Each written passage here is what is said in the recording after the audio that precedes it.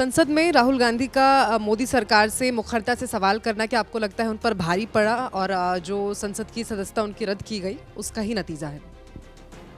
निश्चित रूप से ये सिर्फ कानूनी मुद्दा नहीं है, इसका सबसे बड़ा और व्यापक पहलू है स्वतंत्र सोच, स्वतंत्र बोलना, स्वतंत्र अभिव्यक्ति पे रोकथाम। हमने कभी देखा नहीं कि एक परिपक्व गणतंत्र में राजनीतिक आरोप प्रत्यारोप के दौरान मानहानि का इस प्रकार से दुरुपयोग हो कि व्यक्ति की आवाज़ को रोका जाए। एक ऐसी आवाज़ जो अखिल भारतीय स्तर पे और बुलंदी पकड़ ली थी भारत जोड़ो के बाद, उसको निष्कासित करने का प्रयत्न किया जाए 8 वर्ष के लिए संसद से। तो ये मैं समझता हूँ, देखिए, गणतंत्र में असहमति में कोई आपत्ति नहीं है। असहमति न सेडिशन होती है जैसे कि सरकार समझती है, और मैं नहीं समझता किसी रूप से ये वाक्य, एक वाक्य 1.5 पेज में 2 पेज में किसी रूप से मानहानि होती है। लेकिन उसका दुरुपयोग किया गया है, निश्चित रूप से किया गया है, और बार बार किया गया है।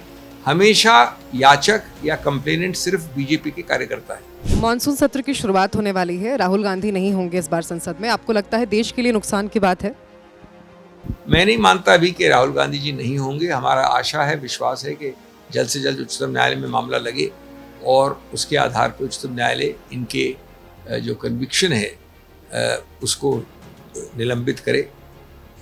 अभी समय है कुछ संसद के सत्र को, लेकिन हाँ, क्योंकि कोर्ट कचहरी में थोड़ा समय लगता है, नोटिसबाजी होती है, जवाब होता है, तो हो सकता है कि ये सत्र जो छोटा सत्र होता है 15-20 दिन का, वो निकल जाए। लेकिन एक सत्र की बात नहीं है। इसके बाद एक शीतकालीन सत्र भी है, उसकी बात भी नहीं। ये बात है किसी व्यक्ति को मेन समुदाय से, जो गणतांत्रिक एक प्रमुख मुख्य धारा है, उससे बाहर रखने के ये दुरुपयोग करने वाले तरीके। और कानूनी रूप से बताना चाहता हूँ आपको कि कोई भी इसमें तथ्य नहीं है, कोई भी मजबूती नहीं है। जो 2-3 मुख्य मुद्दे हैं उनका कोई जवाब नहीं आया है, जो निचले कोर्ट्स के जो निर्णय आए हैं उसमें। उदाहरण के तौर पे, क्या ये समुदाय जिसका नाम मोदी है परिभाषित है, एक बाउंड्री के हिसाब से चलता है? हमने दिखाया कि मोदी अलग अलग समुदायों में, प्रदेशों में, संस्कृतियों में, ये सरने में जिसका कोई एक दूसरे से कनेक्शन नहीं है, कोई परिभाषित बाउंड्री के हिसाब से कोई ऐसी कम्युनिटी नहीं है। दूसरा, अगर मान ले के कम्युनिटी है, तो इस 13 करोड़ कम्युनिटी में जिस किसी व्यक्ति का मानहानि नहीं हुई, वो कैसे याचक बन सकता है? मानहानि अगर हुई तो माननीय प्रधानमंत्री की हुई, अगर हुई तो नीरव मोदी की हुई, ललित मोदी की हुई। वो कोई याचक नहीं है, कंप्लेनेंट करता नहीं है। तो इसका कैसे ये उत्तर का प्रश्न, इस प्रश्न का कोई उत्तर नहीं है। किस प्रकार से वो बद इरादा दिखाया गया, जिसको इंटेंशन कहते हैं क्रिमिनल लॉ में, कि ये डिफेम करना चाहते थे एक राजनीतिक भाषण में, उसका कोई उत्तर नहीं है। किस प्रकार से एक रेफरेंस दिया गया ऐसे केस के बारे में जो केस जब हमारा कंप्लेंट फाइल हो गई, उस पर कन्विक्ट हो गए, उसके बाद एक केस फाइल किया गया, उसका रेफरेंस दिया जा रहा है कोर्ट द्वारा।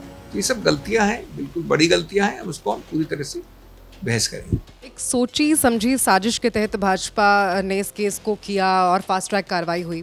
आपको लगता है इसमें भाजपा का कुछ फायदा है? भाजपा का फायदा है कि नहीं मुझे पता नहीं, लेकिन भाजपा की पूरी नीति, उसकी चाल चरित्र, चेहरा इससे उनको बहुत कमज़ोर तरीके से दर्शाता है। मैं समझता हूँ वो भी समझते हैं अब कि शायद उनको इस प्रकार के याचक कंप्लेंट नहीं करने चाहिए, क्योंकि ये दिखाता है कि वो घबराए हुए हैं, बौखलाए हुए हैं। वो चाहते हैं कि इस आवाज़ को रोका जाए, इस बात को और भी हो, क्योंकि ये 2019 की कंप्लेंट पड़ी हुई थी, इस पर कुछ नहीं हो रहा था। इन्होंने, इस याचककर्ता ने अपनी खुद की कंप्लेंट पे एक आंतरिक स्टे ले रखा था। अचानक ये हुआ है, तो क्या भारत जोड़ो यात्रा की वजह से हुआ है कि उन्होंने अपना खुद का स्टे हटाया, इसको शीघ्रता पे लगाया? और इसका क्लियर ये मतलब है कि वो बौखलाए हुए, घबराए हुए हैं राहुल गांधी की आवाज़ से, जो निडर रूप से उठती है और बड़े स्पष्ट रूप से जो कहना होता है कहती है। उनका किसी के बारे में बदइरादा नहीं है, लेकिन वो सच बात को सत्य कहने में विश्वास करते हैं।